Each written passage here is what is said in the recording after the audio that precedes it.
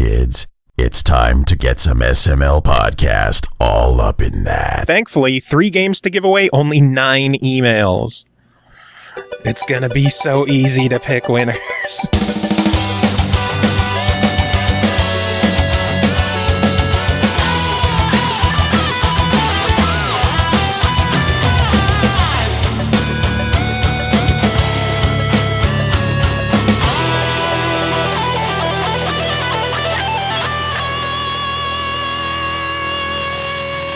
Push these nuts. What's up, everyone? This is Joe, SML Podcast, episode number 209. Stockton, motherfucker.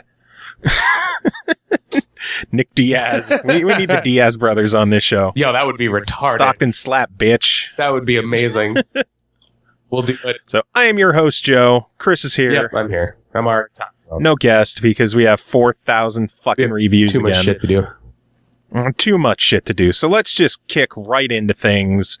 PlayStation Plus games were announced, obviously, because it is now August. Go figure. We record on Tuesday last week, and then like Wednesday, the information came out. Of course.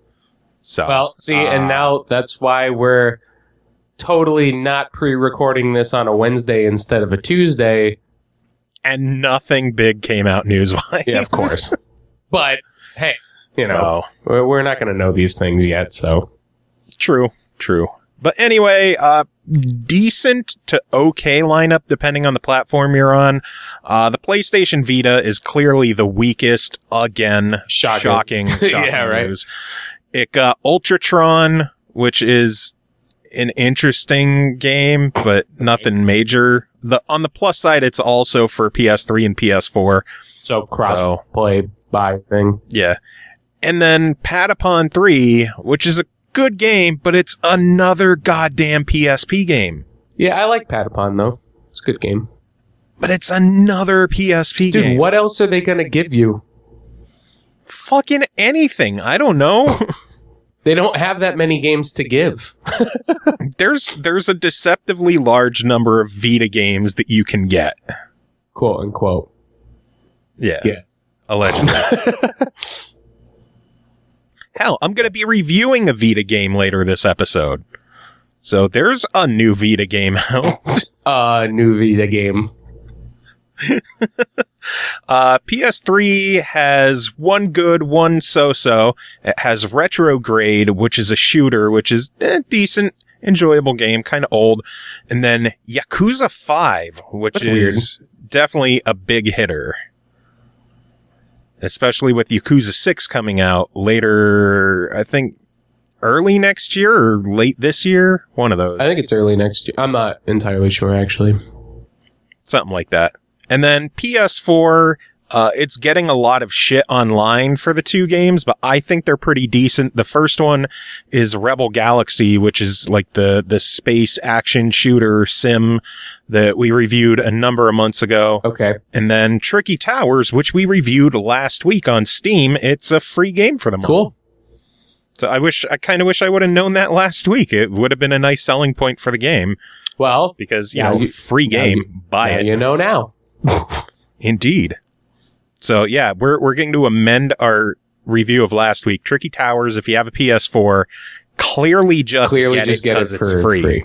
So there you go. Yeah, seriously. Like, it's a decent lineup. I don't think it really holds a candle to Warriors Orochi 3 and WWE 2K16. Yeah, I already downloaded Warriors onto my system. And then my system promptly crashed. Nice. That was nice. Good stuff. What happened? It just froze. Just completely froze. Dude, I barely use this thing. I think when once I find out more about Project Scorpio, I may end up doing that, but I may upgrade to the other version, the S, just because you can kind of like, you can stand it up vertically, like it's capable of doing so. Yeah. Because right now I have it set up like I have it horizontal laying on top of its box that it came in next to my computer desk. So at least Nice. the other one, I could stand up and just kind of like have it on the side, like next to my like computer tower or something like that, because I just incorporated it into my PC setup. So, Well, it's out now. I know. There was some sort of promotion that was going on. I forget who was running it, but it was a pretty good deal for trading in your older system towards the new one. GameStop, I think, is $150, maybe. I know Best Buy's $125. That's horrible. It's, the systems are $249 brand new now. Yeah, it's true. That's true. So it's almost like half. And they just, especially with the S models out, the old ones are just going to drop in value. How much is the S model? I forget. It depends on what size you get. The 2 terabyte is the one that's out now. That's $399, but that also includes the vertical stand, so you won't have to worry about buying that separately. The 500 gig and 1 terabyte are out later this month. Those are going to be, I think, $299 and $349. Yeah. And then in October is the Gear system, and that's going to be $449. See, I might just go with like the smaller system because I still have I have my 1 terabyte external. I have a 400 gig system now, and I still haven't filled it technically. I mean, I have stuff that I can install and fill it if I wanted to, but I don't mind like reinstalling something when I want to go and play it. So, yeah. Plus, you could always just get an external. Well, yeah, I have a 1 terabyte external, so I could just get another one if I wanted. And just get a bigger one. Like me with my 4 terabyte and then my 8 terabyte. Yeah, exactly. I'll have a 1 terabyte and then I'll just jump right to 8. Let's see. The August 23rd is the 500 gig, and it's bundled with the Halo collection. I already have it. For $299. Or you could do the 1 terabyte, that's $349 with Madden 17. I don't give a fuck about Madden. God damn it. Why can't they have a bundle of something I give a shit about? The bundle that I got was I'm not them. It was Assassin's Creed Unity. Imagine how happy I was about that purchase. Well, those are the only bundles that are out there. The 500 gig Halo collection, which is Master Chief Collection and Halo 5. The 1 terabyte Madden, the 2 terabyte launch, and then the 2 terabyte Gears collection. Are they digital codes or physical? Do you know? I don't know. From what I hear, the Gears of War one, it's supposedly pre-installed on the system. That's actually kind of cool. Amazon is saying that the 500 gig one, Halo 5 Guardians, is a physical disc, and Master Chief Collection is a card with a digital code. I'm trying to remember which ones I have on disc. I think I have both of them on disc, though. I don't think I have them digitally. No, you could get $4 to trade in Halo 5 on disc, and then you'll have Master Chief Collection digital. Oh, yay. So, rock on. Yeah, I mean, I don't know. Well, I'll think about it. I will see. It's on my radar. It's on my radar. Well, that and I need a new controller, too, because, like, I just keep getting more and more issues with this Elite controller. I'm just... Like what? Like, that stick drift again. Yeah. I'm just like, what the fuck? So... I got the same thing. Mine drifts upward. I'm thinking about pulling the trigger on one of those like customized ones. From the website for like $80. Yeah, because I mean, like that's pretty cool, and it's only like marginally more than a regular controller. And at this point, plus you get it to look how you want. Right, and at this point, honestly, I feel like the build quality on the regular controllers are better than the Elites at this point. I wish they would extend the warranty on the Elites because of stick drift, or at least update that accessories app so you can customize the dead zone on the controller. That's kind of neat. For such a premium priced item, they need to do something better than a 90-day warranty. Yeah, that's pretty, that is pretty shitty. But, I mean... the controller itself is amazing to use. I know. like my batteries died on it and I had to go back to like my Halo 5 controller, and I'm just like, this thing is dog shit. I know. Like, it's still a great controller, but compared to the Elite, I mean, fuck. Then again, I have to review games on a PS4, and we all know my thoughts on a DualShock. Oh, yeah. So jumping from the Elite to a DualShock, I just want to like stab myself. Oh my God, yeah. Seeing that every time, I didn't realize it, but when I came over and I played that game with you, because originally when the PS4 came out, I felt the controller and I'm like, man, I actually kind of like this. And then I came over and I played that game with you when I came to visit, and I was just like, what the fuck was I thinking? Like, this thing sucks. I told you, I've never been a fan of the DualShock. And, I mean, the DualShock 4 is definitely better than the old DualShocks. I'm not going to count it out completely. Yeah. I hate the fact that where the triggers are in the back, the plastic is sharp and digs into my finger. Like, I've taken a file to the plastic to file down that edge. Oh, yeah. So that it stops digging into my finger. No, I mean, I'm filing plastic on a $65 limited edition controller because I have the Batman one and I have the Uncharted controller. Those are my two controllers. The Batman one's sick. And I have to take a file to fucking saw down the edge so that I don't have it dig into my finger and physically hurt.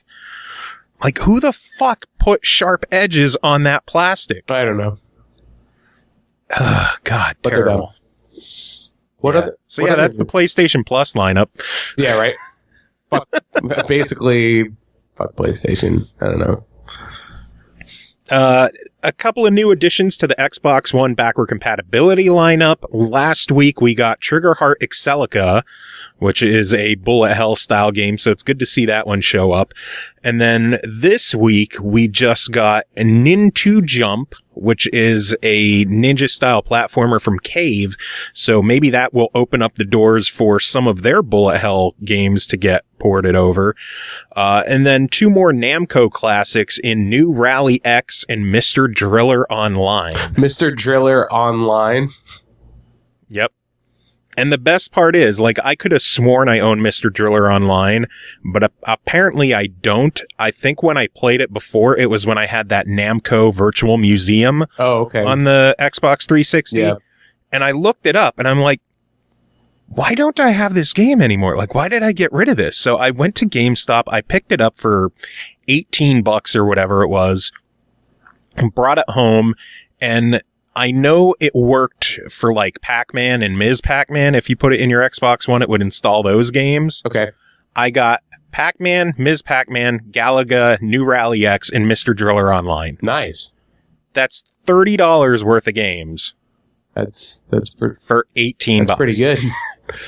Instead of buying them digital, I just got those 5 installed. That's ridiculous. So I'll take it. Sure. Good stuff. Good. So yeah, I'm happy about that. Let's see. Fireforge Games, the developers of the new Ghostbusters game. Did you hear about them? No.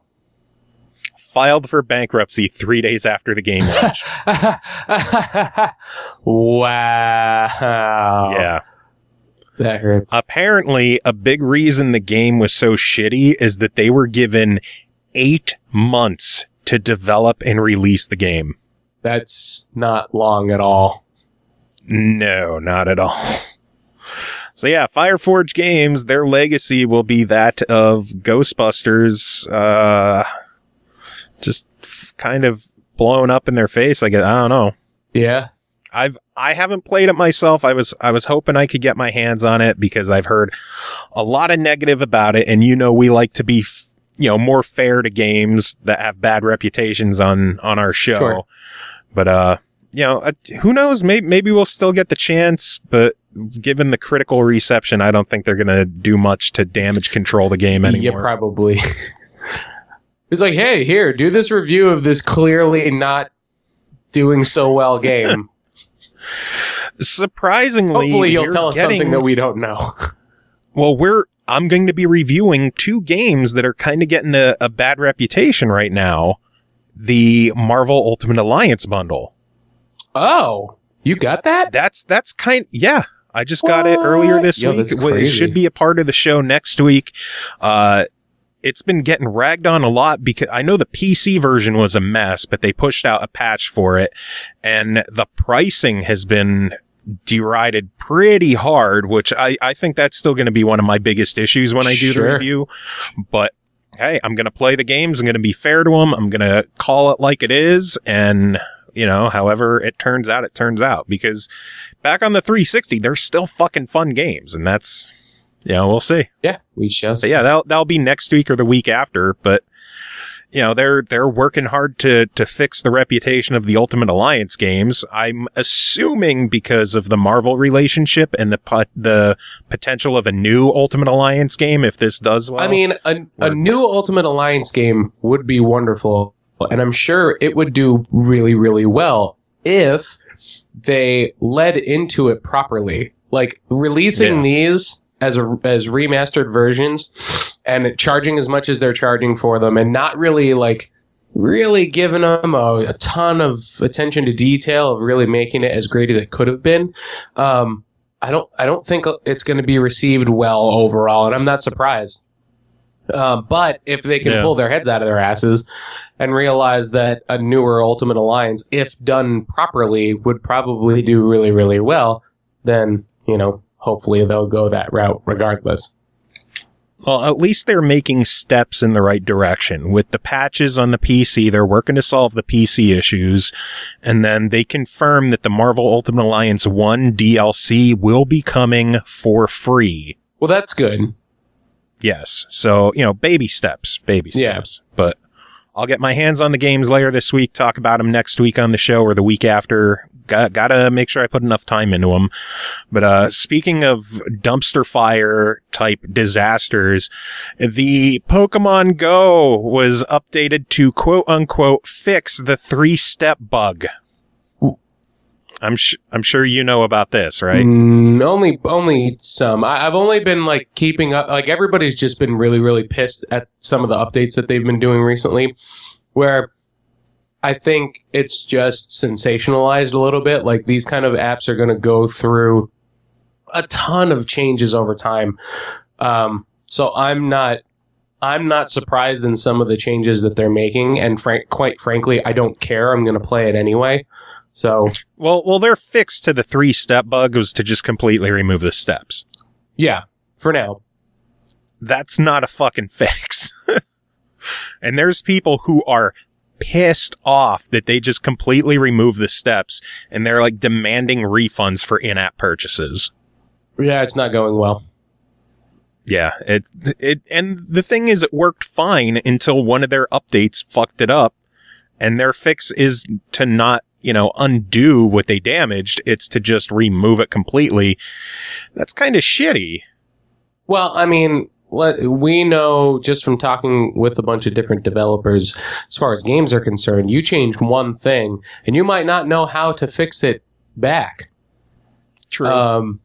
So they might not have been able to go backwards and go whoops, all right, undo. They could have just been the damage is done. What the fuck? I think it doesn't help that they also went out and pretty much got all these independent sites that were keeping track of Pokemon locations to shut down. Well, here's the thing. All those Pokemon trackers, they forced them to shut down. Here's the thing. If that was supposed to be part of the gameplay experience, then they would have attempted to include it, or they'll include it themselves later on down the road. I can understand companies like that. That is essentially going against the terms of agreement of playing the game. Blizzard is always known for this kind of stuff recently as well, because they like to put the banhammer down on a lot of people that will put out, certain assistance for their games and stuff like that. And it's no different with one of those types of things, because it's giving people an advantage that know about it and that go outside of the app to take advantage. I'm not against it. I'm really not, because I'm looking at it from the perspective of, they have a vision for this game. It is their game to do with it what they will. It's other people's opinions of if they're going in the right direction or not. But when it really comes down to it, it's the developers' it's their decision to dictate how this plays out. And if those things, if they feel that it goes against certain service, then they have every right to shut them down. That's just my opinion. Like, now, hopefully their decisions don't end up pushing more players away than, people are apparently dropping it fairly quick anymore. Oh, sure. But again, Windows Phone, so I don't know. You haven't been able to play it at all, really, right? No, haven't even tried downloading it on my iPad because what's the point? Yeah, I understand. Well, I mean, like, I don't really travel that often, and when I do travel, like I don't remember. Really? To listen, I don't remember to play it while I'm. You don't travel that often, except every fucking week. Listen, I'm in a car, okay? I'm in a car, so when you're in a car, you can't play this game. And I'm in the car the entire time, so I'll show up to the place that we're playing, and then I immediately go into load in, do all my work, I may have 2 minutes to play it if I remember, which the majority of the time I won't because I'm in work mode. And then when I'm back home, I'm in so much pain from playing that I'm not going to walk to the park. Like, it's not going to happen. So for now, I'm enjoying just sitting in my room and catching Pidgeys and Rattatas every day. Because I know that once I'm in a better position to do so, I will play the game more. And maybe by that time, the game will be more developed and, a little more stable and focused.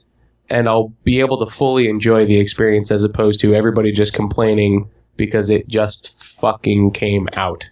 Like, let's be honest. All of the stuff that they're attempting to try and fix and change right now is the stuff that they would have loved to have been working on for the past couple of weeks, but they couldn't because they were trying to fix their burning servers. Like, that is absolutely what happened to this game. Like...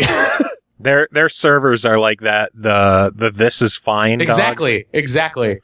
Which, did you see there's a plush for that on Kickstarter? I did, and I want it. I can't believe it. And not only, it still has 29 days to go, and it's already double its goal. That's fantastic. It's at $76,000. That's amazing. That is amazing.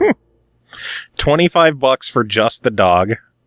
$35 for one plush with a play pack that includes a fold-up house stand, stickers, and a magnet.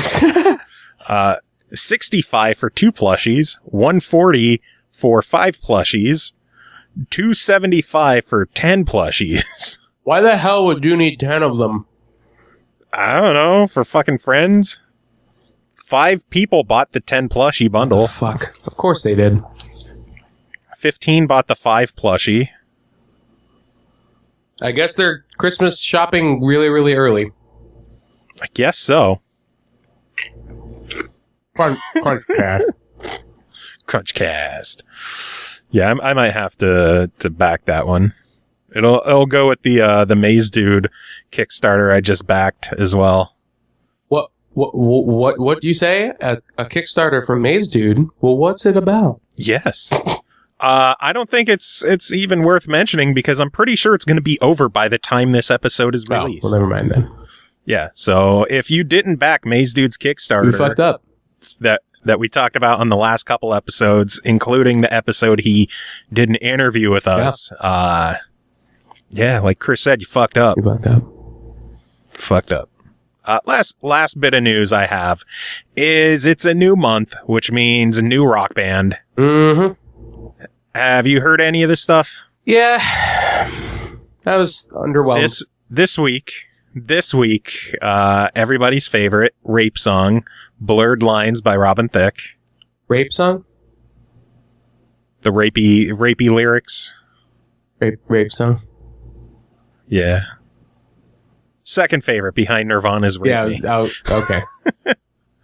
So yeah, Blurred Lines from Robin Thicke, and then Counting Crows, Mr. Jones, which... I play it every week. Guilty pleasure. I'll grab that. Artists for the month, there is a lot of anger going out at the fact that Nicki Minaj is coming to Rock Band. Yeah. And the funny thing is, it's probably going to be one of the best-selling songs in the game. People shit talk all the pop that comes to Rock Band, and it's consistently the best-selling stuff. Yeah, it is, unfortunately. Do you want to know why, probably? Yep. It's the naggy girlfriends that go, but I like that song. You want to get that song? I know that one. One Direction. Oh my god. Yeah, probably. I'm not gonna lie. I've bought everything since Rock Band 4 came out, and that includes Bieber and One Direction. So I'm probably gonna buy Nicki Minaj too. That's because you have a problem. Come at me, bro. Come at me, bro. I understand. In addition to Nicki Minaj, we are getting more from the Barbizons. If you remember, they're the band that had that free song with that one app that you would like sign up for like a gay dating app. Oh, I remember you talking about that. Yeah, free song's a free song. Right. So I don't know if this is going to be that song no longer tied to the promotion and for sale, or if it's going to be a new song from them. I'm not sure. We'll find out later this month.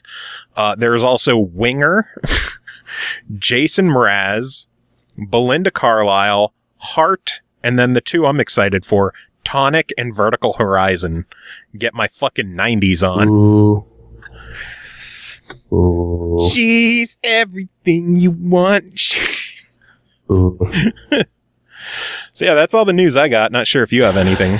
Negative. Actually, Overwatch. Overwatch did a patch and it released the Summer Games patch. So basically, there's a bunch of skins that are like Olympic themed. It's not official. Like, it's not actually promoting the Olympics, but you could fucking tell it's the Olympics. Yeah. And for the Tavern Brawl-esque gameplay thing that they're doing for this next week, it's like Rocket League with Lucios. Oh, God. So it's 3v3. And you're in this stadium with a football, or a soccer ball, and you have your boost.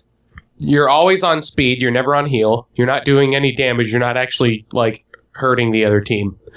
So you're literally just running around, speed boosting, and then like using the blast thing and your ultimate to like try and hit the ball into the other person's goal. It's awesome. It's great. And some of the skins, and stuff that they that are released into these loot boxes, they're fucking awesome. Like there's a McCree USA skin that I really, really need. Oh, yeah, God. Yeah, it's awesome. I need it. So how much are you going to spend on these loot boxes? None. I'm going to play the game and unlock them naturally. Nice. Because I've given them enough of my money. Blizzard pretty much gets all of my PC gaming money. So true. Between Overwatch and Deberblabber. Yeah. And Hearthstone. True. So I think it's been a while since we've done this, but we got some games to give away. Yeah. Let's do that. All right. We have 3 games to give away. We have Riptide GP Renegade, which we did our interview last week. We have Action News Heroes, which we did our review last week. And then we have Wind Up Night 2, which we did our review last week. How about that? And now we have codes to give away. So let us start with Action News Heroes for the Xbox 360. We have, let me double check here. I believe, 2 codes. We have 2 codes and 3 entries. So we just have to pick one person that doesn't get it. Yes, one person who loses. First up is Billy P, who says, I like action, I like news, I like heroes. All this in one game, I don't know if I can handle it. Only one way to find out. I'll have to win this giveaway. And that was Billy P? Yes, Billy P. Got it. Handle. Oh no, my pen. Okay, handle. You don't type that? Yeah, I actually write shit down It's weird. You're sitting at a computer. I know. Dude, I have 17 programs running. If I try typing things, it might explode. You need a new computer. Desperately. Yeah, I do. Next email is from Daniel N., who says, looks like a fun top-down shooter, and I can't wait to obliterate my enemies with violent, soul-crushing attacks. Soul-crushing. Yeah, that sounds about right. And our final entry is from Nikki Baby 19. That sounds familiar. Our giant winner of all of the loot. Yeah, I actually mailed out the box today. $20 to ship it. Woo! Jesus. So I can't wait for her to get her package. God damn it. And hopefully model off the hat and the shirt and the Pip-Boy and everything else for us. Nice. But she says, I want to win because I love Xbox One games and I am a big giant whore for achievements. That would have been funny if the mic just cut out before the 4 achievements. I'm a big giant whore. I'm also in a party with a friend who is cursing at the game, and I would love to see what is so bad about it. I don't expect you to pick me, though, because I already won a ton of lovely stuff from you, so I guess I will just say hi, and I've listened to a few more episodes, enjoying the reviews, and thanks again for everything. Heart. Aww. He's pandering. Pander. So, 2 codes, 3 people. We have Billy, who doesn't know if he can handle action, news, and heroes. Daniel N., who wants soul-crushing violence. And Nikki, who is pandering to us. Well, do you have a 3-sided die? I do like Billy's, so I'm going to give Billy the nod there. I'm down with whatever you choose. They were... Do you have a coin? I have a guitar pick. There's 2 sides. There's one that says the Benders, and then there's another side that says Stephen Turner. So. Okay, Benders is Nikki, Stephen Turner is Daniel. It landed on Stephen Turner. So Daniel N. wins. I like our method of figuring out who wins. Indeed. Sorry, Nikki. You'll have to make do with the other 70 games you won from us. Yeah, right.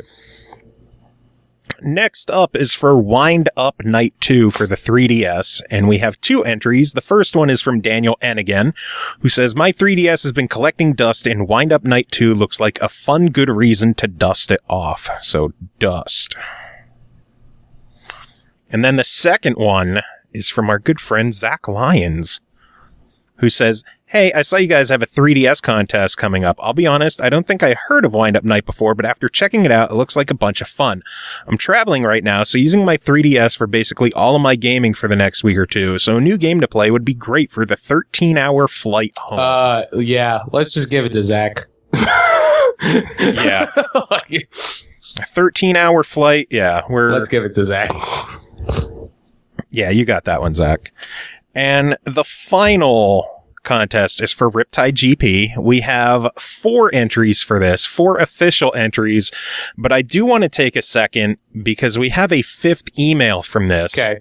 I am going to leave out the names because I'm not going to be that big of a dick about this. But it says, hello, I am name from website. I make videos for the team and I'm also the head of content creation.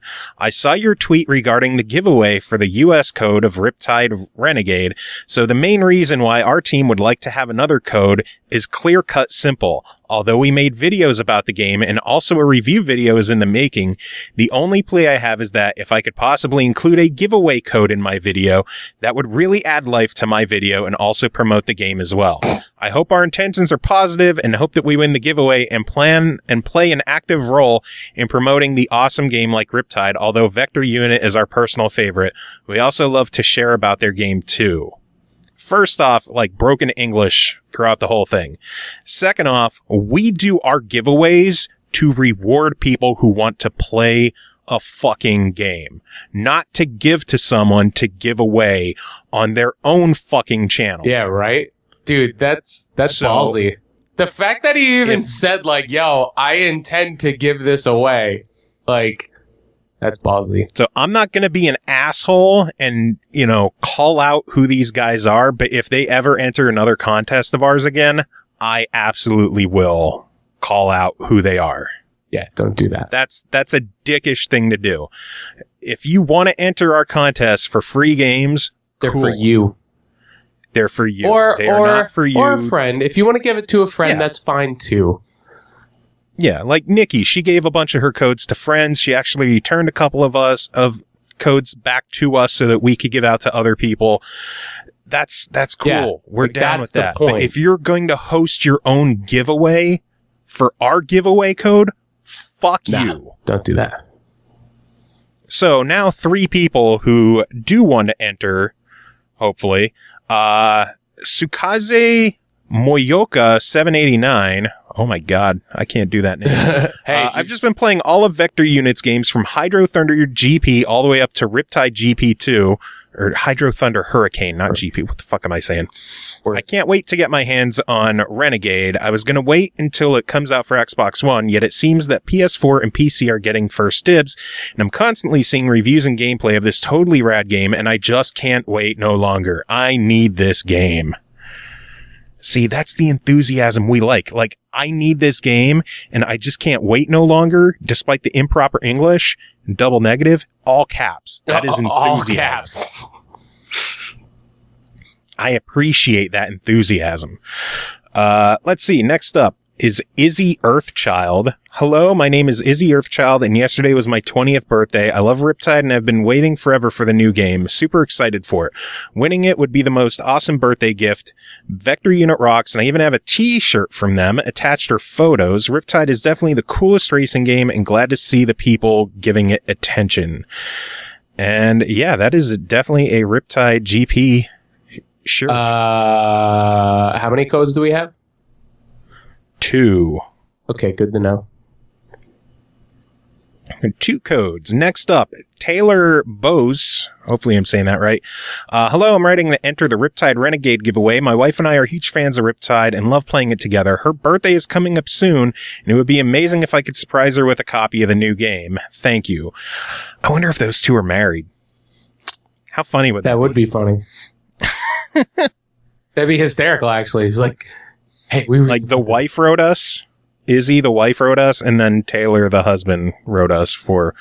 I don't know if they are married. That'd be funny. That would be funny. They don't have the same last name. It would be funnier. Again, it would be funnier if we gave both of them codes, and then they found out that secretly they were trying to get the code themselves. Then again, I don't know if Izzy Earthchild is the real name. Exactly. Something sounds funny. That's there. funny. And then the final email is from Daniel N. once again, who says, SSX meets Jet Moto. This game was made for adrenaline junkies, and I have NOS running through my veins. That's funny. I can appreciate that. So, we have Sukaze, Izzy, Taylor, and Daniel. I kind of like Izzy on this one, since she sent in pictures I like of her that one. wearing the shirt. That is fandom. Yep. I can appreciate that. And then, do you have any thoughts on this? Do you like the caps lock excitement of Sukaze? Or the NOS running through the veins of Daniel? I thought the NOS running through the veins is funny. Or the husband for the birthday. All about the birthdays. I kind of want to do the birthdays. I don't know. I'm like tossed. I'm the tossed 2 up. birthdays. I'm tossed up between NOS running through my veins. I thought that was clever. I do like that one, but Daniel did already win one of the games this week. Yeah, but I'm trying to be unbiased. So I kind of want to I know, true. I'm kind of torn between the excitement and the birthday. Double birthday. Let's do double birthday. So Izzy and Taylor, you're the 2 winners. I'm fine with that. All right. So congrats to everyone who won codes. Apologies to those who didn't. And fuck you to those guys who tried getting our code to give away. Yeah, what the fuck, man? That's ridiculous. You piece of shit. I mean, come on. That's so weird. Like, who fuck? does that? What the fuck? So weird. Man, that's... God.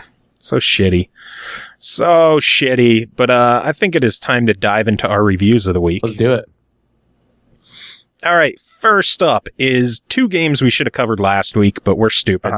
So, number 1 is called Dungeon Punks, developed and published by Hyper Awesome Entertainment, released July 26th for $14.99. This is a side-scrolling beat-em-up with RPG elements and kind of, not an open-ended dungeon, but like branching paths. Okay.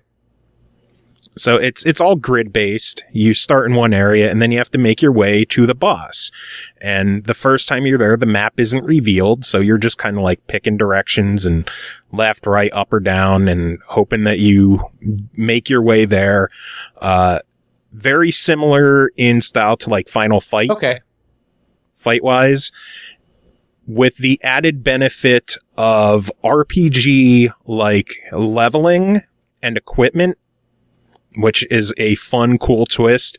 And it's not just leveling that powers you up, just using characters and fighting with them. Like, if you can't make it to the end of the stage, there are exits through the level that you can, save your ass and get out of there. Oh, to kind of like XP dump. That's cool. Yeah. And even if you don't get a full level up, just using your characters will boost your stats. So after every time, your hit points will go up, your strength will go up, your defense will go up, and your energy will go up for your special attacks. That's pretty cool. Yeah, so you don't need to just like level up to get stronger. You just get stronger as you play. There are 6 different characters in the game. It has a tag team style to it where there will always be 3 people as long as you've earned at least 3 people. You can hit the B button to swap out to an alternate. Oh, that's cool. So like if one of your characters gets trapped, like there's some enemies that could like trap them, hit the B button, tag in, free them, and it kind of gives you like 2 lives, I guess. Yeah. Because they each have their own distinct health bar and energy bar. So you can use one guy and then once all his special attacks are gone, you could swap out, use the other guy who's built up energy, use those special attacks. The 2 other characters are controlled by the computer. You can use the bumpers to switch between them as well. And then if they have alternates, because you can eventually unlock all 6 people, you can use the B button to swap them as well. So at one time, you can use all 6 people in one stage as long as you're hitting the bumpers, jumping between them, and swapping them. Oh, that's pretty neat. Yeah, it is a pretty awesome game. There are side quests in the levels that you can do for extra experience. I have been grinding like a motherfucker because it's just fun to grind, although the birds on the one stage were kind of dickheads. Storyline wise, you are basically it's basically you fucking up constantly. Okay. Like you got to go rescue someone and kill an enemy, but you end up like killing the wrong person who's like a beloved person or like a pet. It's like, oh no, this beast is attacking, and you kill what you think is the beast, and instead it's like their family pet. So to make up for it, like you have to go after someone else, and there's like some kind of fire attack, and instead of killing the one guy, you accidentally kill you are just constantly fucking up story wise. And it's hilarious to get to the end of a chapter and see how you fucked up this. It's basically you fucked up the video game. Hey, sometimes maybe that's just more realistic. Right? Yeah. The game is awesome. The local co-op is, if you have buddies to play this with, it makes it even more fun. But even solo, it's a blast. For $15, I am giving it a buy it. Mm-hmm. So awesome job with Dungeon Punks. Love that one. Next game, Dungeons & Dragons Sword Coast Legends, developed and published by Digital Extremes, released July 19th for $19.99. We played this one together for a bit. Do you want to give your thoughts first? Let me hear what you have to say first, since you probably have like more organized thoughts. Organized. You're hilarious. Well, I've seen your lists. Yeah, my list is just name, developed and published by, release date, and price. Oh, well, phooey. All right. Well, it is a top-down action RPG, kind of like an open world RPG style in the vein of Diablo-ish action. Visually, yes. And, let's see, it's... I don't know how much of the story I could really get into because it's kind of a convoluted. So you're part of a caravan who are under attack. Well, let me preface with this. There are multiple storylines, and the game is set up to be kind of like an engine, so to speak, because you can create your own campaigns and play through them. It's based off of the D&D system. So you can technically dungeon master an entire campaign, set it up through this game, and have other people join it online and kind of play it as such, but a more action version, which you can swap in and out of this action-based real-time combat mode into a more turn-based, like, all right, select this person, he's going to do this attack onto this person, and then this person is going to go and do this thing, and methodically kind of like plan it all out. It's like the tactical mode in the Dragon Age games. Yeah, pretty much. How you can pause the action, dictate who you want to do what. I personally played it kind of just like a hack and slash, like you constantly have companions with you. Yeah. And one of mine was a healer, so I'm just like, all right, you heal me. I'm just going to go wreck shit. Yeah. So I had like the cleric, the wizard to do distance damage, and I think the rogue to kind of just pelt dudes with fucking arrows. Yeah. While I ran up close and just hacked the shit out of things. The game is fairly difficult. Like it's not a hard game. It's just the enemies hit you hard. Yeah, they're fucking ruthless. So you can be at full health doing well, and then out of nowhere you're dead. Yeah. They don't fuck around. Which, there's other characters that you could swap to, and you can bring yourself back. So it's not that big. It's more of a nuisance than anything. Yeah. A lot of different quests to do. A fairly open-ended gameplay where you show up in an area and then just explore, do quests, do what you want to do. It's just kind of like Divinity 2, but with an action battle system instead of turn-based. But you can kind of swap to the tactical. Yeah. I thought that was an interesting concept, but it was just, there was so much stuff going on that if I really was going to go in depth and do every individual attack, dude, that game would take me for fucking ever. Well, it's there for the people who want to do right. that. For the people who like to micromanage. Yeah, I'm with you. I kind of, I wanted to play it more as an action, just kind of hack and slash Diablo-esque type of thing, because play something like Diablo, who'd have thought? I appreciate that there's the story mode, and then there's also the DM mode, which is a cool addition to the game. I love the fact that it has online, so you could partner up with friends instead of just being a local co-op thing.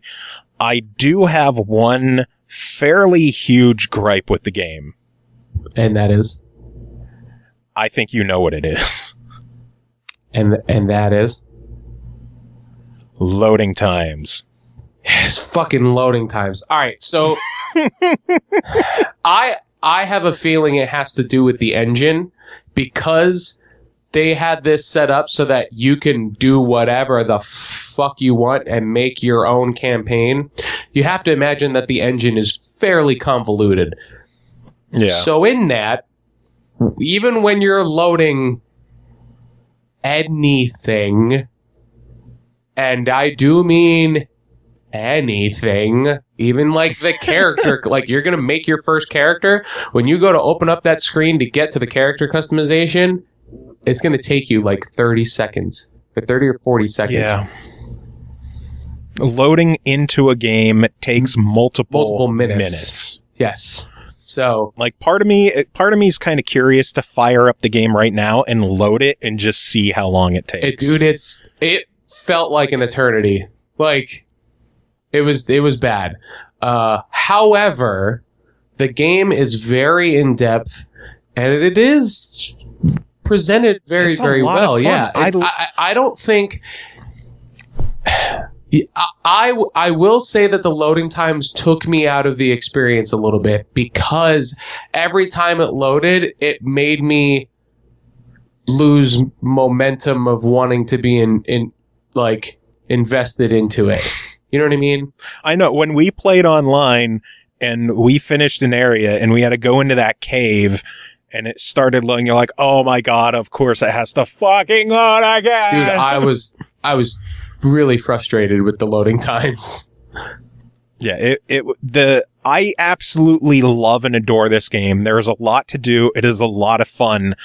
And normally I would give this game a buy it, but with the loading times, it drops it to a try. I have to agree.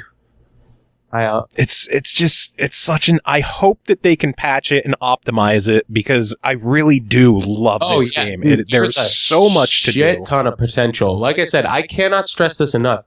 You can make your own campaigns. That essentially makes it so that this game never fucking ends.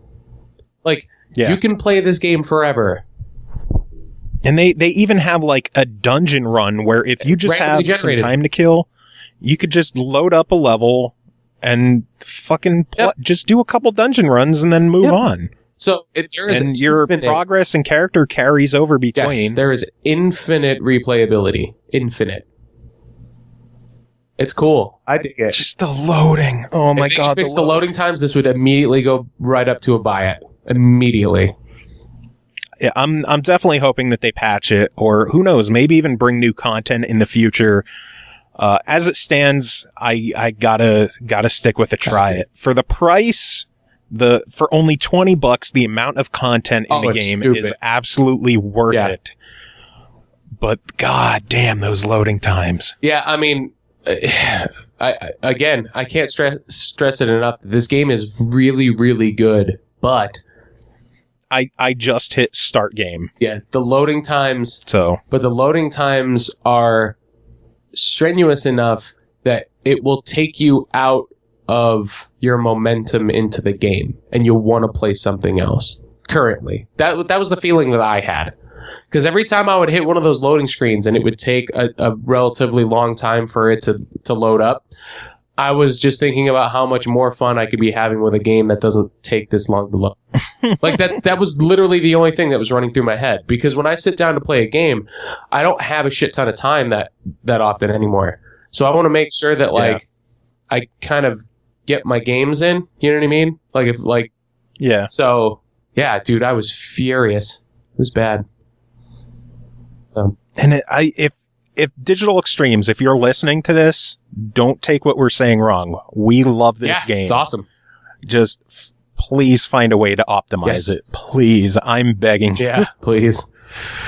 Because it is such a good... I literally started up a game, I unlocked the door for Ashley to come home. I went in the kitchen. I got plates and ketchup because she was bringing breakfast. I came back into the living room. I put everything down, went to my desk, checked an email, went back over to the couch, sat down, and it just loaded up the game. Yeah. That's not an exaggeration. Yeah. Oh. By the way, it is still loading from when I hit start. Yeah. Yeah. That's what we're talking about. I'm already done with the conversation. Like, I know. I'm like drawing this out. We're coming up on 2 minutes here. Yeah. Yeah. That we've been extending that. This is how you'll feel when you play the game, where you're just like, come on, get to the point. Well, and this is what was going on when we were playing online together, because we were in a party. So we're just like sitting there trying to bullshit with each other to keep ourselves entertained while the loading time was happening. So, what kind of character are you going to play? Yeah, pretty much. Well, I have swords. Swordy guy, version 2.0. Yeah, swordy guy. God damn. Version 2.0. Yes. I think I switched over to bow and arrow when we were playing, though, just so you could get some upfront physical. Yeah, there was plenty of people to go around. It worked out fine. Remember when we went into the spider cave? Yeah. Are you still just drawing it out like... I hear audio from the game, but it's still on the loading screen. Okay. We're in the game. Okay. 3 minutes, nearly. Yeah. So that's what we're talking about. That was not an exaggeration. I don't know if the microphone picked up the TV, but holy shit. Yeah. That was... If you could deal with that loading time, it is an absolute buy. Yeah. Because the game is great. Fucking it's a really great. Good game. Oh, man. You have an email from Uneaten Lake, who was our go-to guy to cover Zombie Night Terror for Steam. This was developed by NoClip, published by Gambitious Digital Entertainment. It released July 20th on Steam for $12.99. And there's also a special edition with the soundtrack for $17.99. Cool. I think that also gives you wallpapers, right? As well? Something like that. I don't know. So up at the top, Uneaten Lake says, TLDR, Lemmings is attacked by Night of the Living Dead. Buy it. So... I think we need something a little more in depth. So let me explain. This game plays and feels a lot like the classic Lemmings game, but instead of trying to save your lemmings and get them to a portal to end the level, you're basically tasked with trying to infect/kill as many as possible. Oh God! So ZNT's graphics are your standard pixel art that you'll find in a lot of smaller indie titles. That being said, I love the look of the backgrounds and character animations. The pixel gore is great as well. Most of the game is black and white with the exception of blood, zombie modifiers, and the TV segments that you can click on. In the limited time that I had to prepare this review, I got about a fourth of the way through the game. The game has 40 levels spread out through 4 different chapters. A lot of the starting levels are somewhat easy to finish, though. If you want to get all of the challenges, you're in for a few playthroughs. Some of the challenges will have you looking for secret rooms, killing specific humans, or even completing a level within a certain time. I had a difficult time trying to finish one of the speedrunning style levels, but most of the time I was able to complete a level in 1 or 2 tries. Each level will task you with an end goal as well as a challenge. On top of that, you have limited resources to build your zombie horde. Some levels you will get just a syringe that you have to use to turn a normal human into a zombie. Other times you'll end up with zombies already roaming the map and have a handful of modifiers to change those normal zombies into special ones. Some of the modifiers include change of direction, speed increase, jumping, throwing, exploding, and others. Change of direction modifier will make your zombies go in a direction that you want them to go in. At times, this will speed up the path that your zombies will slowly walk, and other times, they will be necessary to keep zombies from falling off of cliffs and such. The presentation is great, and each chapter has its own story sequence, as well as having breaking news segments from April Fox, who tells you what different modifiers do to different people and zombies. The game is a blast, and I'm glad I was able to review this game. It wasn't on my radar until SML told me about it. I would recommend the game to anyone who likes puzzle games, and if you like Lemmings-style games, it is a must-buy.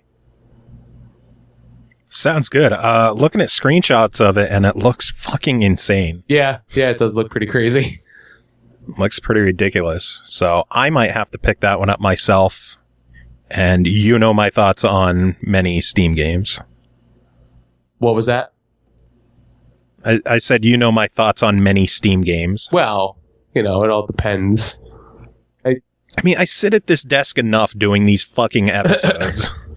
My ass hurts in this chair. I need a new chair. I think I need to get a new one too, actually. I think. Anyway, next game to talk about is called Abzu, developed by Giant Squid, published by 505 Games.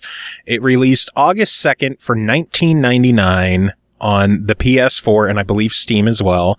It did have a pre-order option for like $15.99, but that's over now because it's out. So you can't pre-order. You can't pre-order it. It's available now. That's how pre-orders work. You have to pre-order it. That's before. So if you can go back in time and pre-order this, you can get it for $15.99. Mm-hmm. But if you didn't, it's $20. So from what I've seen from this game, we'll start off by saying this is from the art director behind Journey. Yeah. So we'll get this out of the way. The game is ridiculously beautiful. Yes.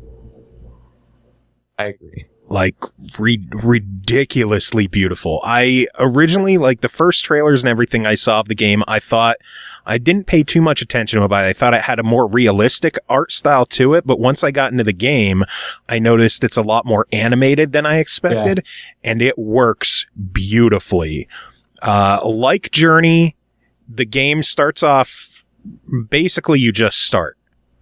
It's like, here, you're in an ocean, go. Where Journey, it's like, here, you're in a desert, go. With this, you start swimming, you start exploring, you start finding different aquatic sea life and just exploring the ocean and just enjoying the sights. There's even special statues in the game that allow you to meditate on them. Mm-hmm. Where you'll sit on the statue and it'll just go to a fish and follow it. And then you can hit the analog stick and it'll move to another fish and you can just follow that one and you can just sit and watch. And I did that a number of times because it is just so beautiful, fucking beautiful to watch. Yeah, it's a really good looking game. There is story to it, but I do not want to get into it because it is not a very long game.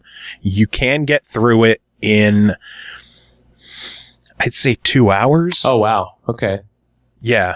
I mean, and you know that I like exploring a lot as well. It's a lot like Journey where it's not a long game, but you're going to come back to it and just experience it every now and then.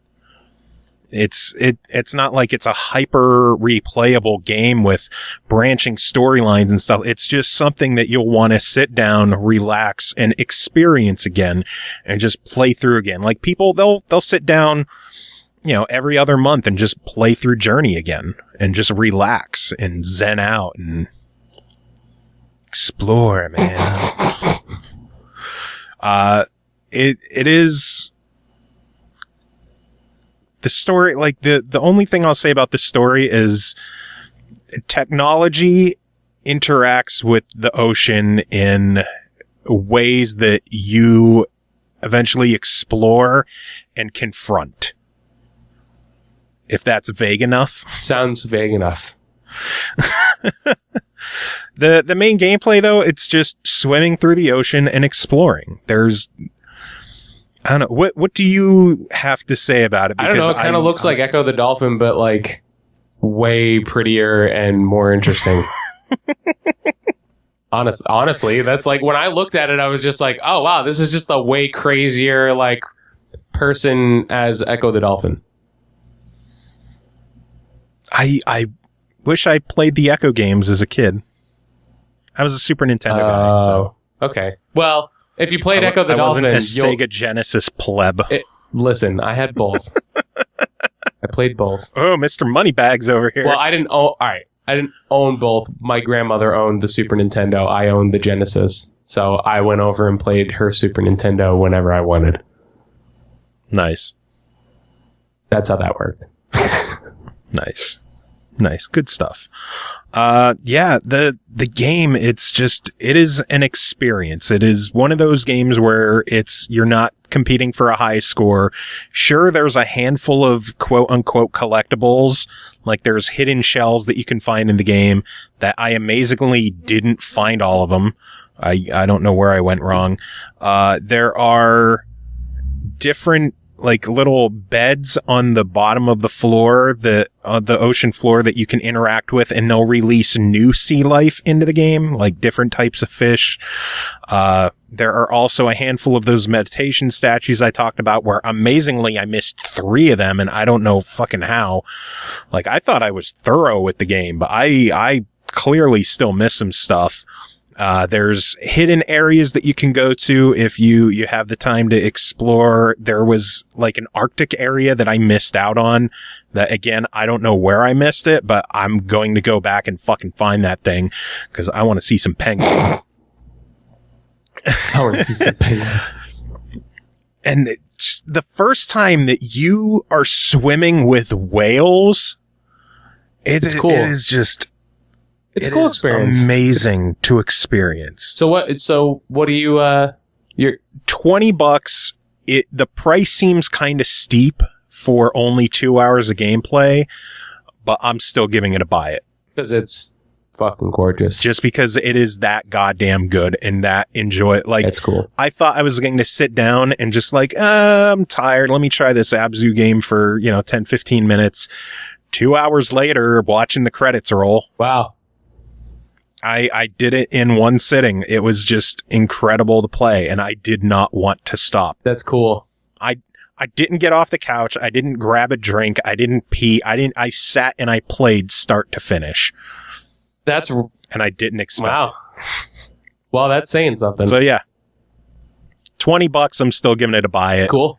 If you never got into games like Journey or Flower or Flow, you're not going to get into this one, but Echo the Dolphin. Giant Squid 505, if you're listening, bring this fucking game to Xbox so I could buy it and play it and do it all again. Oh, it's such a good game. It's criminal that it's exclusive to a system. It's on Steam though. Yeah, that's why I said a system. Next up is called Quatros Origins, developed and published by God as a Cucumber. Yes, that's the studio name. Released July 29th for $4.99. This is Tetris with a twist. Oh my god. I hate you.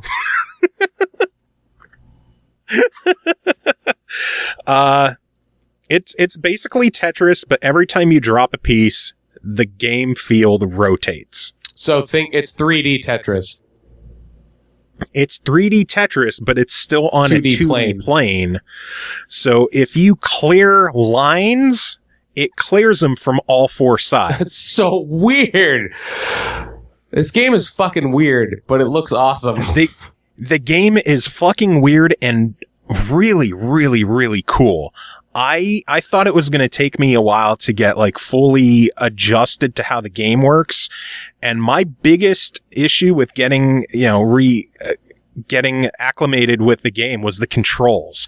This game does not have your standard Tetris controls of, hit up to drop the piece, hit A and B to rotate it.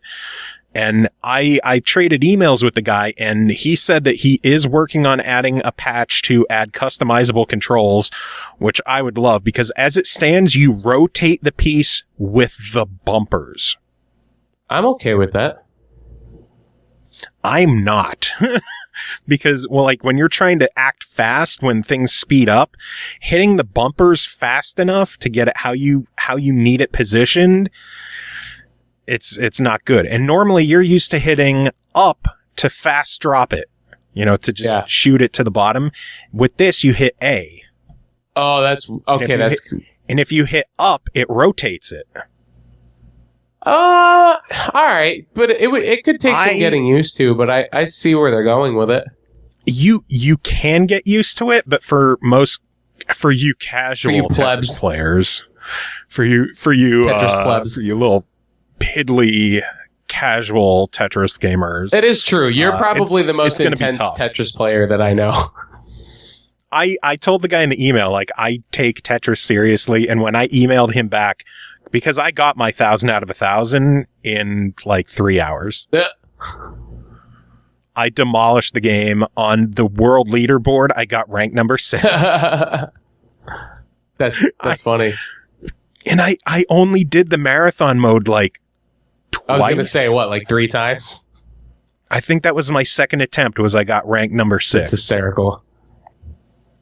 There are a handful of different modes. There's the standard mode. There is a hardcore mode, which basically just makes the pieces drop faster.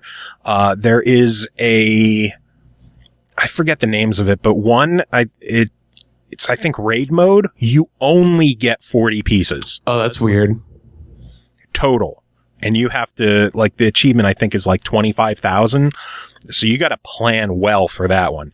And then the last mode is Fixate, I believe is the name, where you cannot rotate any pieces. Oh, that's dirty. That was the hardest achievement to get for me. That's dirty. To get, I think, 50,000 in that mode, because it's all random. It all comes down to luck and hoping you don't get screwed on pieces, which you will. Yeah. You very clearly will. Obviously. The game, it requires a lot more strategy to play, or to quote our world famous president, strategery. Oh, Jesus. It requires a lot of strategy, but it also can require no strategy, because if you make one clear that you didn't intend, it will fuck your world up. And not necessarily in a bad way, it just ruins whatever plans you had. Understood. So some of the other twists to the formula in this is it does not have a hold option. Yeah, so I noticed no, that. like, save a piece for later. There are a handful of odd pieces, like instead of the standard four square Tetris blocks, there are some 5 block pieces, like a kind of a Z shape or a plus shape. So there are some odd pieces thrown in there that people have whined and complained about, but you know, that's what differentiates it from Tetris. Right. Some of the other complaints I've seen from people, it didn't really affect me much because I played Tetris on the original Game Boy, but the complaint is that the pieces stick too quickly. Oh, so like you can't like bounce them out?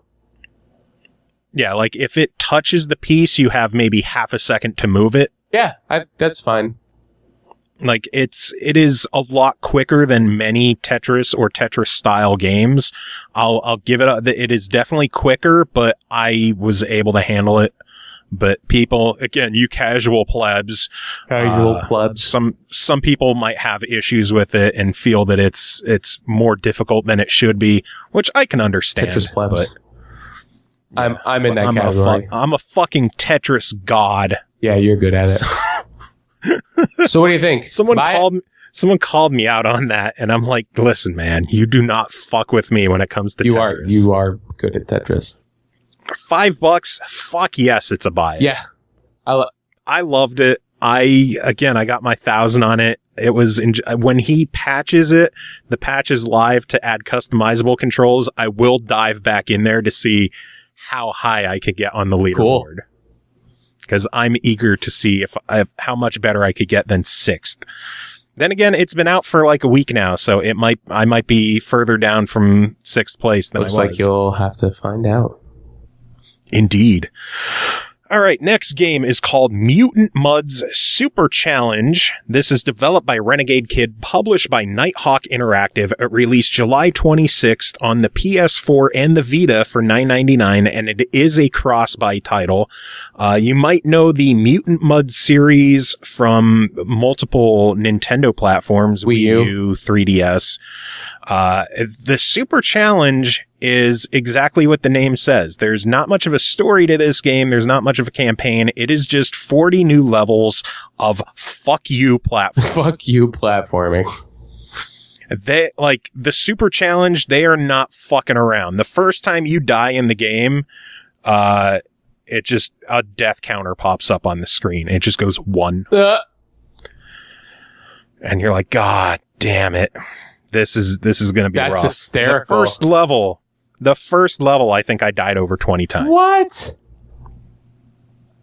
Again, this is not like a standard Mutant Mudds game. This is not like the original where it eases you into things so you could learn the mechanics. This game fully expects you to have played the previous Mutant Mudds games and mastered them. Like, mastered the different, like in the normal Mutant Mudds games, you can eventually unlock, you know, a boost jump or a stronger gun to open up hidden areas, or that you can hover longer. All that stuff is unlocked from the beginning in this one. So what you're saying is this is the equivalent of Mutant Mudds Lost Levels. Basically. Okay. This game is brutally difficult, and it relishes the fact that it is brutally difficult. And I'm still that dickhead who goes through and I need to collect all 100 coins in every level. Of course you are, Joe. Hey, I've been doing it. It takes me quite a while, but I've been doing it. I would be disappointed if you didn't. You know what I mean? I've had to kill myself and start over so many times because I've missed like one coin. Oh. And I accidentally jumped on the screen shifting block, because the Mutant Mudds games, they originated on the 3DS with the 3D effect where you would jump from the front to the back to further, like they would have different planes that the game takes place on. Which it still does. Yeah. It's just you don't get the 3D effect. Right. And which I'm shocked, because the PS4 can play 3D games. I'm kind of surprised they didn't add 3D support to it. Well, who knows? I didn't even think I should have. Yeah, fuck that. This game's a deny it. They didn't. No, I think it'd be cool to add 3D support, but clearly it's not a high priority anymore. But you know, if you jump on one of those plane shifting panels, you usually can't get back to where you were. So if you miss a coin, you fucked yourself. Yeah. If you have enjoyed the previous Mutant Mudds games and you want to challenge yourself, this is a buy it. If you're not that sure, or you're scared to get your ass handed to you, it's a deny it. It just comes down to what kind of a gamer you are. So we'll meet in the middle with a try it. Well, there you go. I copped out and picked all 3. I've never heard that be done before. That's no. If you are not, this game is for retro gamers who can handle a brutally difficult game. If you have never played a Mutant Mudds game before, do not start with Super Challenge. Just don't. It's gonna be bad. It's gonna be bad. It's gonna be very, very bad. So yeah, give it a try. Otherwise, it's really good stuff, but it is difficult, and it is not shy about the fact, because it's in the name, Super Challenge. Okay. All right, next game is called 3 Souls. It is developed and published by Red Column. It released July 28th on the Wii U for $390. $390. It is planned to be an episodic series, and this is episode 1. Nalessa, I believe, is the name. You start off in a cell, and you have to make your way out and progress through the game. It is a puzzle platformer, and it is one of those very rare games that actually uses the Wii U gamepad to its full extent. What? Get this. You need to play with the TV and the gamepad. That's awesome. None of this just off the gamepad play, like most Wii U games where you can just hit, I just want to play on the screen, and then never use the TV. The main gameplay happens on the TV, but there are plenty of tiny little tasks that you have to do on the gamepad.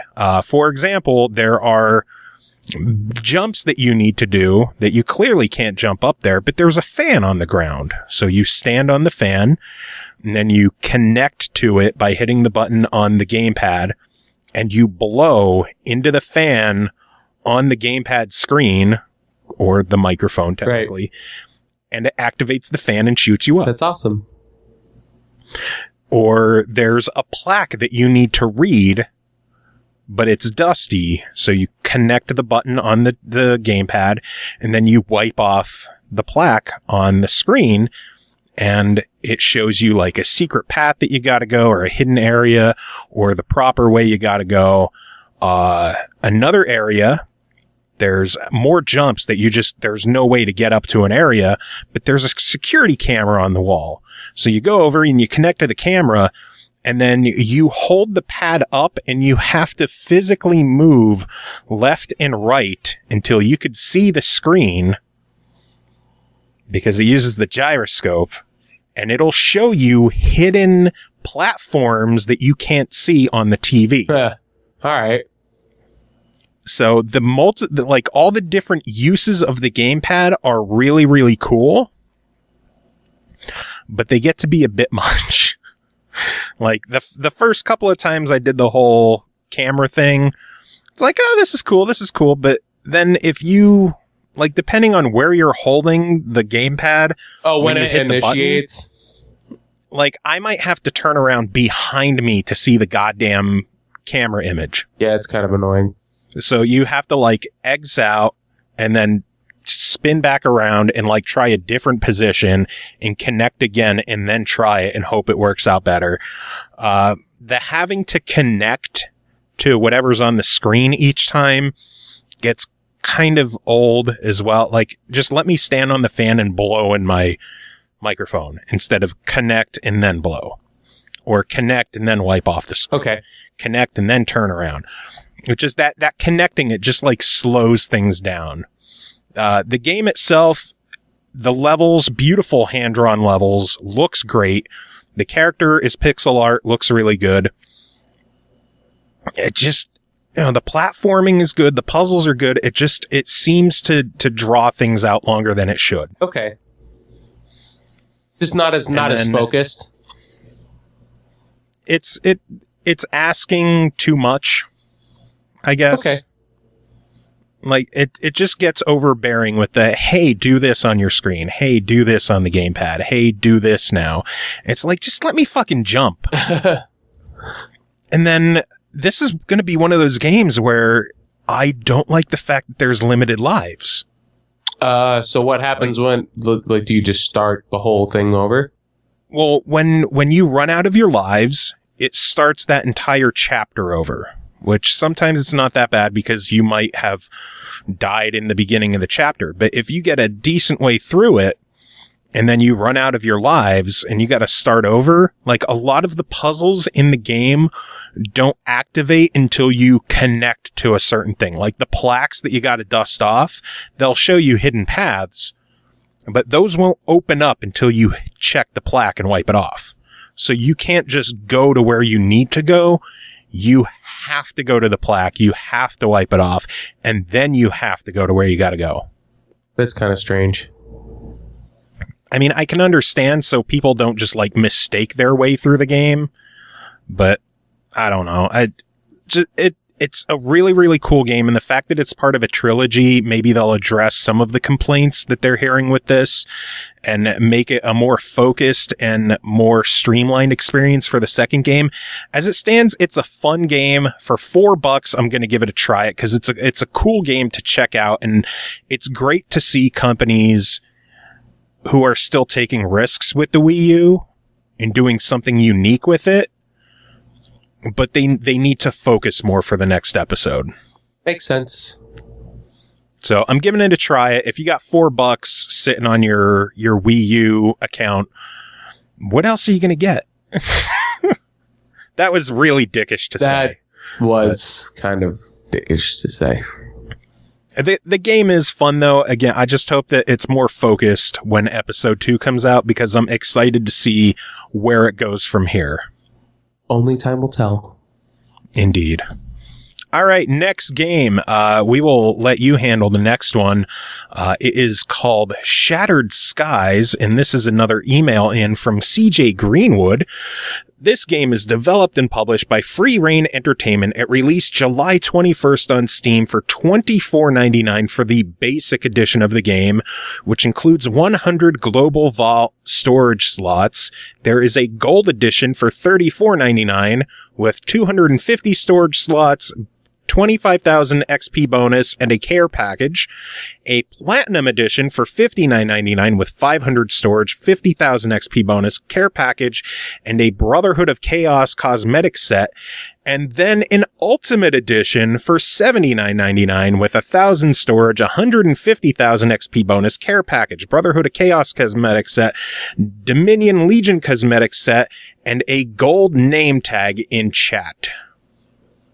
God damn, that's a lot of options. Yeah. Hey, I gotta be thorough. Hey, I understand. So, tell us, what did CJ think of the game? Well, Shattered Skies is a first or third person PvP shooter set in a huge free roam world. I do like that they allow you to switch between first and third person by pressing C, as it allows you to play the style that you like to. Although I will say that the third person is much better and gives an edge in this game. I like being able to look around corners without poking your head out or staying hidden better while watching other players. The graphics are very well done and look mostly realistic, with only a few places that have buggy grass that floats above the ground. Be warned though, your PC will need to be somewhat good to even play the game on lower settings, so if you are running an older computer, this game isn't for you. And now you can see why I didn't handle this game. Yeah, and I was gone for like days, so I would have given it a shot, but I just didn't have the time. The only thing graphically they could change to look better is to make more alien models textures, because there are currently only 2 different skins for the aliens. Speaking of aliens, which is the only PvE section of the game, although a very small part of the overall game, they are pretty annoying as they spawn randomly and almost always right next to you. And they are also bullet sponges for low-level players, making them a nuisance that I'd rather just run away from than waste a couple of magazines on when there's so little ammo. The devs do make it clear, though, that this game is not meant to focus on PvE, and the only purpose the aliens provide is a means to get XP to level up. The level progression system is alright. It doesn't take too long to level up to a decent level if you can manage to kill aliens and enemy players. My only problem with it is that you can buy level 25 for $79.99. As well as the other perks, which I will talk about later, which you technically kind of covered briefly. Yeah. Luckily, they did update the game to now have servers that are level-based, which means no being one-shot by a level 30 when you're level 3. No, that's good. The servers range from 1 to 14 and from 15 to 100. Although I'm not sure why there isn't more breaks in the level system, as a level 15 versus level 100 seems to be a bit unfair. Yeah, just a smidge. The most fun I had with the game was just listening to some of the oddballs talking in chat. The community does seem to be overall good and active, with a lot of fun being had. At one point, I respawned after being killed, and someone else spawned in for what seemed like their first time. They had a strong accent, so obviously people flocked to them because they found him interesting. Either way, this guy used that to his advantage by asking for free guns from them, and they just gave it to him, so good on him. I found it absolutely hilarious that he could just convince people to give him free stuff.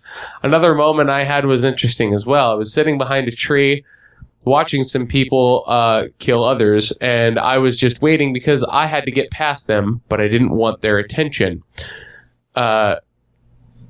When out of nowhere, I hear footsteps, and a guy comes up behind me and says, "Boo," into his mic. He scared the hell out of me. Oh my God. He scared the hell out of me. I turned around to shoot, but I noticed him just start walking away, so I let him live instead. He got shot a few seconds later by the guys I was watching. Probably should have warned him about them. That's amazing. Later, I got to try the game out with a friend, which seemed like the way the game is meant to be played. It was pretty painless to invite him to a group and get everything set up to play together, which was nice. It really sucks when a game that is meant to be played with others is hard to set up. Him and I walked around slowly, picking up every item we could, making use of guns, food, water, and ammo. Sneaking away whenever we saw someone... hold on. Sneaking away whenever someone saw us and we killed whoever we could sneak up on. Type in. It was an enjoyable experience with friends. There are a few things that I disliked, however. For instance, you have to pick up everything to use. You don't spawn in with guns. You have to find everything, which is the style of game, and all games in this genre have the same system. It is highly annoying, though, to lose everything whenever you die, especially after spending 30 plus minutes finding everything that you could to make you extremely powerful, just to give up all of that work to the guy that kills you. I do understand that it is the way that the game is intended to work, so it is somewhat my fault for not expecting this when other games in the genre also do this. Yeah. Let's talk about the other thing that I'm not a fan of, the pricing system. You can get the starter edition for... That I went on about earlier. You can get the starter edition for $24.99, which gives you the game, 100 global vault slots, a safe place to store items so you don't lose them if you die. Alternatively, you can get the better editions of the game, which give you better bonuses, which you already pretty much went through. Yeah, I just skimmed through. It's pretty much everything that you said. Honestly, the price scheme does seem a little ridiculous. Paying nearly $80 to become a level 25 immediately shouldn't be a feature. True. This is the type of pricing that you would expect out of a free-to-play game. Although it could work out better if it was. Keep all the packs it already has, but introduce a free package that maybe has 25 or 50 global vault slots and nothing else. Might encourage people to want to buy the better upgrades if they like the game enough. Of course, that is ultimately up to them, and I highly doubt it would happen. Overall, I would say to try it. There are a lot of people who genuinely enjoy the game. You'd be surprised how many people I saw paying the $80 because they just like the game that much. Personally, I felt that it had its moments, but for the most part, I wasn't thrilled. The devs do show promise, though, with frequent updates that made me enjoy the game a bit more than initially. So it seems like it has some issues, but if the game clicks with you, you're probably going to be one of the people to drop the $80 and just go nuts with it. It's very possible. I know a few people that would probably do that, actually. And hey, as long as the devs keep updating it and addressing issues and whatever else, fucking rock on. Yeah, right? I agree. So, a try it for Shattered Skies. Sounds good to me. What is next? Next up is called Overcooked, developed by Ghost Town Games, published by Team 17. It released August 3rd for $16.99, so it is out right now. It actually has a launch discount for like 14 and change or something like that. This is a cooking game, kind of. Question mark? It's like a cooking party game. Kind of like Diner Dash. Something like that. But with multiple people, right? Yes, up to 4 players.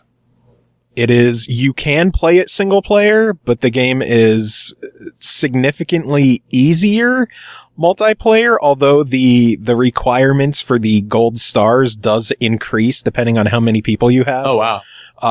You are given, well, storyline wise, you have to make food for like the demon who is fronting the apocalypse, which is fucking hilarious that's how the game starts out. And then like 2 minutes into the level, it's like, you're not good enough to handle this. And he warps you back in time to like 1993. What? It's like, it's time for you to train so you can prepare for the apocalypse. It is ridiculous. ridiculous. The fact that they have a story like this in this game is hilarious. And it just leads to how ridiculously goofy and fun the game is. It does look like a lot of fun. The gameplay is it gives you a recipe and you have to make the food. So say, you start off with like tomato soup and it requires 3 tomatoes to serve. So you get a tomato, you chop it up, you put it in the pot. You get a tomato, you chop it up, you put it in the pot. You get a tomato, chop it up, put it in the pot. The whole time the soup is cooking and you have to make sure it doesn't overcook. Get it? Once the soup is done, you pour it in a bowl and you serve it. Sounds easy enough, right? Yeah, for the most part. But orders keep coming in. And again, it starts off easy enough where you'll just get a bunch of tomato soup orders. Stages go on, then you get like tomato soup, mushroom soup, onion soup. So you have to manage which soups you're making. You'll have multiple stoves, multiple cooking and prep stations. You'll have to deal with dirty dishes and wash them and get ready to serve new ones. And then, here come burgers. So you're going to have to set buns out on the plates. You're going to have to pound the meat and then cook the meat and then put it on the buns. Some of them might need tomatoes. Some of them might need lettuce. Some of them might need both. You have to serve them. And then, of course, you got to clean the dirty dishes again. And then they'll throw in goofy stages like you have to prep between 2 trucks on a highway. Yeah, I was just looking at that level. The trucks can and will drift apart. So if you're on the one end and your meat is cooking on the other end and it starts burning and the trucks aren't near each other, you better hope you could get over there before it catches on fire.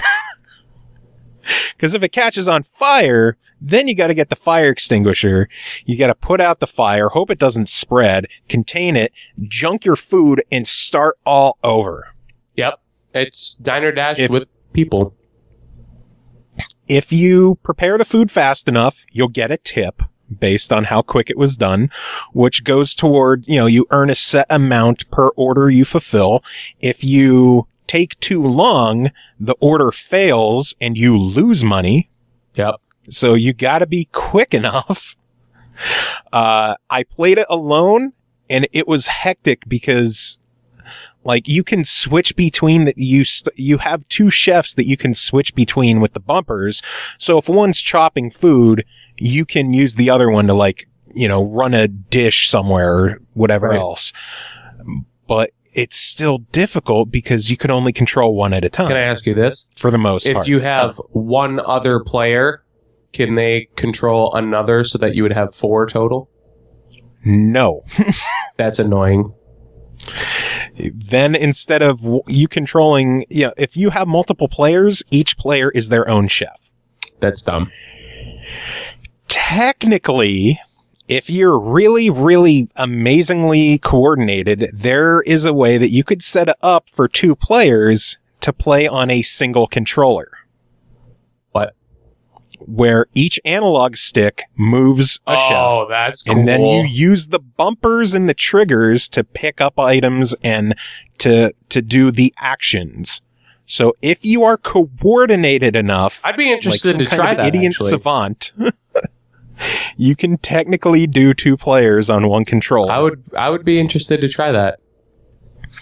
The game is again ridiculously funny. Ridiculously fun. I am curious to see how many divorces and shattered friendships this game will create. God. It's a blast. So I'm giving this one a buy it. And it's prepare Team to get 17. frustrated though.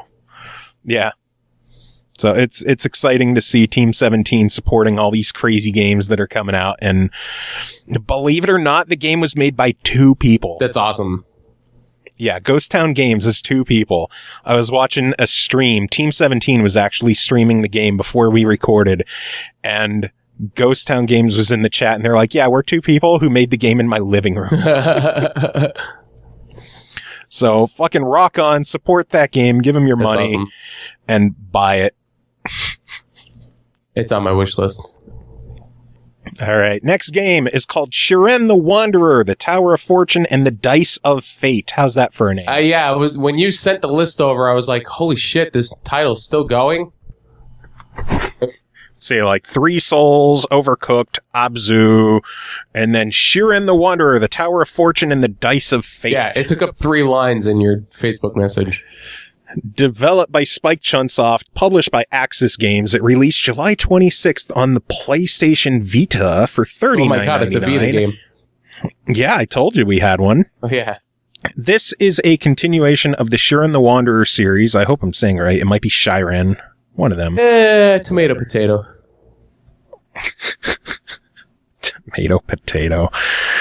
Oh, man. Yeah, so it is an old school roguelike. This is like classic old school, not like the modern roguelikes where you have carryover stuff and like this is hardcore roguelike. Yeah. Not roguelite. That's the phrase they like to use nowadays. You arrive in a town and there's a sick woman and the boy is going to run off to a tower to change fate and save her life. And that's about as in-depth as the story gets. It's not really about the story. It's more about the gameplay. The gameplay is going through dungeons, leveling up, grinding, leveling up, getting through the dungeons, and hoping you don't die. Because if you die, everything resets. You lose your money, you lose your items, you lose everything. Oh, that's awesome. Everything. And because it's a roguelike, once you complete a dungeon, you still go back to level 1. Every dungeon you complete and every dungeon you start at level 1. Yeah. Hey. It's a roguelike. So to help out, they do have items in the game, which basically you gain XP just by moving, which is helpful. And Potato's meowing all loud at the door, like a pain in the ass. So it helps you level up faster, but a lot of the later dungeons in the game are going to require a lot of grinding. And this is grinding the video game. There's a lot of grinding that you're going to have to do in this game. You know that I don't have a problem with grinding, and I like the mindless grind every now and then. Yeah. It is a kick in the balls, though, to grind and grind and grind and lose because the dungeon is randomized in a way that just kind of screws you. Where you'll be fighting something and then 4 other enemies just come out of nowhere and surround you. That's it. Because again, it's a roguelike, so every dungeon is completely randomized.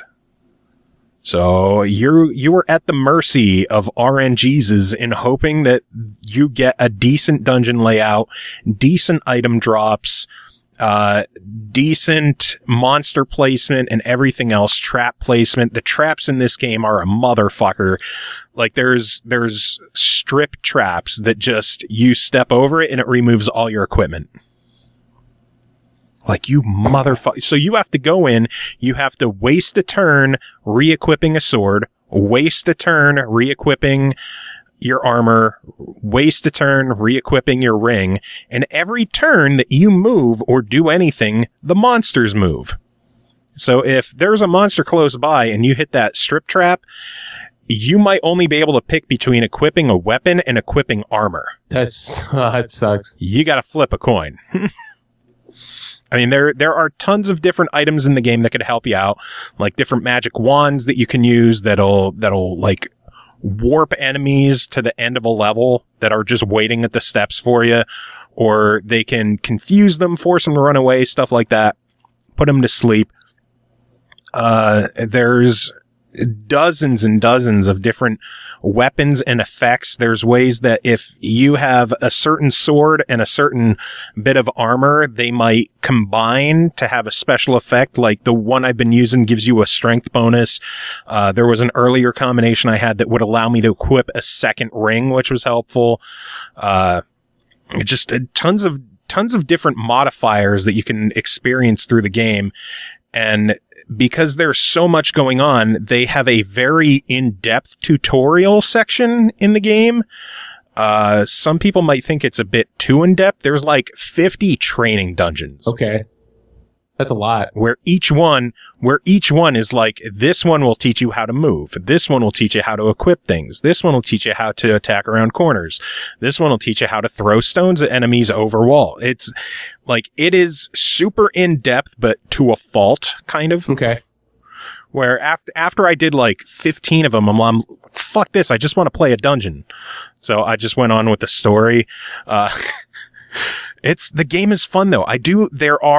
There's limited kind of like online interaction where you're not teaming up with people, but I died in a dungeon and I could either warp back and like start over from scratch for the most part because you lose your items, your equipment, any of the food you were carrying, because of course you have to manage your hunger as well. Or you can wait and hope that one of your friends who has the game will come rescue you.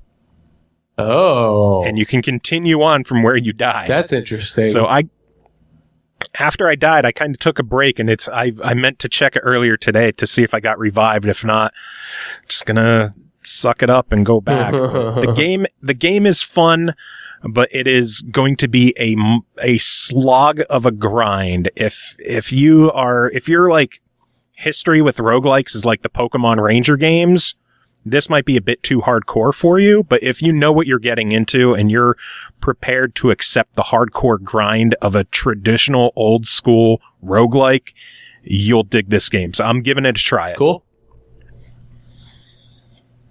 All right, let's see. We covered that one. Covered the two more. That's all. Just fucking two more. These are going to be quicker ones though, because we technically did the interviews last week. But I still like to, when we do an interview for the game, I still like to give it an official like stamp of approval. Yeah. So first up is Riptide GP Renegade, developed and published by Vector Unit. Released July 26th on Steam and PS4 for $14.99. Apple TV and Nvidia Shield released August 2nd for $9.99. And then it is still coming in the future for the Xbox One, Windows 10, and iOS, probably by the end of the month. Windows 10, though, as we discussed in the interview, might be delayed a little bit further if they are able to implement the cross-buy, which would be neat. If you've played any of the Riptide games, you know what to expect. Although this time it has a cool post-apocalyptic storyline and some crazy post-apocalyptic stages, like an underground or like an underwater flooded city, futuristic style levels. It's really, really cool game. If you haven't listened to our interview, go back and listen to episode 208 to hear more about it. As it stands for $15. If you own a PS4 or Steam, definitely worth picking up. Xbox players later this month, it's a buy it when it comes out. Absolutely. Yeah, this is going to scratch my itch for not getting a Jet Moto game in fucking forever. Yeah, the email earlier, the entry that didn't win, sorry Daniel, he nailed it by saying SSX meets Jet Moto. Yeah, it is very much so that. And that's I really like the addition of the point-to-point races instead of just laps, because they allow you to do crazier stuff in the game. Again, go back and listen to episode 208 and check out the interview. And you can even hear about the big head mode that's in the game. Oh, shit. Yeah, he told me, like, I suggested, are you going to put anything crazy like big head mode in the game? He's like, it's in the game. I'm like, motherfucker, how? He told me the code on the show. So, Chris, you might like that episode. I would. And then finally, also from episode 208, we talked with Alex Preston of Heart Machine and their game Hyper Light Drifter. It released July 26th for $19.99. This is kind of like the original Legend of Zelda. Okay. Like the top-down adventure game, action adventure. Beautiful pixel graphics, gorgeous visuals, gorgeous soundtrack from Disaster Piece. It is just an awesome, incredible game. It's great combat in the game, a lot of fluid combat and power-ups that you could get in the game, a lot of exploration, hidden areas, off the beaten path stuff. It's just, oh my God, it's so good. No, I think the art style is really, really cool. I was telling him, like, the images of the gigantic Titan beasts or creatures, whatever they are, the first time I saw it in the game, it, like, legit creeped Oh, me. yeah. Yeah, there's some pretty interesting stuff in here. It is such a fantastic game. This is going to be a good one for the year. Yes. So definitely a buy it on this one. Again, those are just brief reviews because we did interviews with them already. Yeah. So Go check out the interviews. Check out episode 208 and then check out episode 209, what you're doing right now, to hear our reviews on them, which you just heard. Redundancy. It's like one of my favorite things ever. Oh, man. Crazy. I don't know. Do you have anything else that you want to talk about? What have you been playing? I have not really been playing much. I did some Hearthstone. I did some Full Mojo Rampage. And Still having fun with that? yeah, I go back, I play it every once in a while. That's like my sit down and like waste maybe 5 or 10 minutes game. Patiently waiting for season 7 for Diablo to start, so I can level up another character. Didn't they just put out a new patch? They just put out they just put out a new patch today, 2.4.2, I think. New difficulty levels, some new items, standard Diablo content patch. So check it out. There's some interesting stuff there. They're always constantly changing the game. I've said it before and I'll say it again. There is never a bad time to get into Diablo ever since they fixed a lot of the glaring problems with the game. So if you still haven't checked out or really given a fair shot into Diablo, yeah, you should play it because it's fucking awesome. So it's one of my favorite games. And Nice. and I'll go ahead and I'll end the episode from my standpoint with this little bit of news. I don't think I covered this because I haven't really been talking a lot of Diablo recently, but there were promotional things that were given out to certain streamers for it in lieu of the upcoming BlizzCon. And they had these, like, you know, just trinkets and items and whatnot just to kind of, like, make things, you know, just promotional, whatever, like some loot boxes. And one of the items, they had one item in the box for each of their IPs. So they had a thing for Hearthstone, they had a thing for WoW, they had a thing for Heroes of the Storm, all that kind of stuff. So their thing for Diablo was a bag of dice. And of these dice, it was like standard playing dice, you know, for a D&D group. So you have your D20, you have your D10, your 10 percentile, you know, all that kind of stuff. And they had a D4. And the interesting thing about the D4 is it's not... Oh, God. It's not printed properly. What I mean by that is when you look at a D4, it's basically a pyramid, okay? So when it's resting, all of the numbers on the bottom will correspond with, you know, whatever number that's rolled. So, like, if you roll it, all 3 of the sides will have a 1 that's like facing upright, or all 3 of the sides would have a 2 where they're all facing upright. So this was a D4. Like, it's technically a D3, but they put the 4 on it. Like, they put a 4 on 2 of the sides.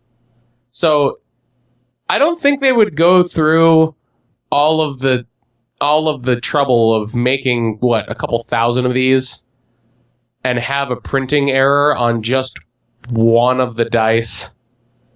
And they've been dropping hints, like, with a lot of other stuff for new IPs. So I'm just gonna go ahead and I'm gonna throw I'm gonna throw my hat into the ring and say that a D4 will probably get announced at BlizzCon this year. Diablo 4 confirmed 2017. I think so. I'm just saying, because There have not been any kind of major content changes. I think Diablo 3 is already pretty much at the point where they're going to want it to be. I think they're going to start transitioning into upkeep mode as opposed to constantly like generating new content for the game.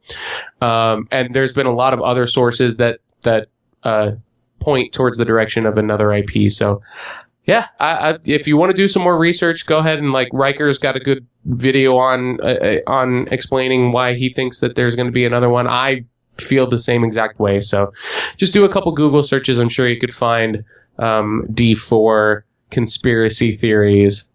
But and email us your thoughts at the smlpodcast@gmail.com. Yeah. I would be very curious to see what other people think about the possibility of it happening. I'm going to go ahead and say that I am 93% certain. You're not going to go to 94%? No, I'm going to go to 93. 93.666 repeating. Oh, man. On that note, I guess we could wrap things up. Make sure to follow us on Twitter at the SML Podcast. We are on Facebook. We are on the Twitches, which we haven't used in a while because we haven't really had any interview episodes. Something like that. Oh, something like that. Yeah, follow us on Twitter. Stay up to date with all the contests that we're doing. You just heard us give away 3 games today. And given our SML 200 contest, you never know when we're going to have big shit to give away. We could just drop some bombs every once in a while. You never know. We could. Probably not, but we could. You never know. You got to keep listening. Make sure to stay tuned. Next week, we are going to have some more big reviews, including, like I mentioned, the Marvel Ultimate Alliance games. Headlander from Double Fine will be covering. And Slain, Back from Hell. Remember, Digerati Distribution was on, and they said Slain on Steam had a pretty rough launch. Yeah. It just went through a relaunch, and I've been playing through it, and it seems a lot of fun. I'm having fun. I don't see... I guess whatever was wrong has been addressed. So I'm eager to get more time in with that, and maybe we could get Nick back on the show sometime. We shall see. Trying. Music this week, we are going to celebrate the 5th anniversary of the Bad Dudes Metroid album, because it is also the 30th anniversary of Metroid. Well, that's timing, right? So yeah, let's rock out to some Bad Dudes Metroid music, and final words. Final words are play more Diablo.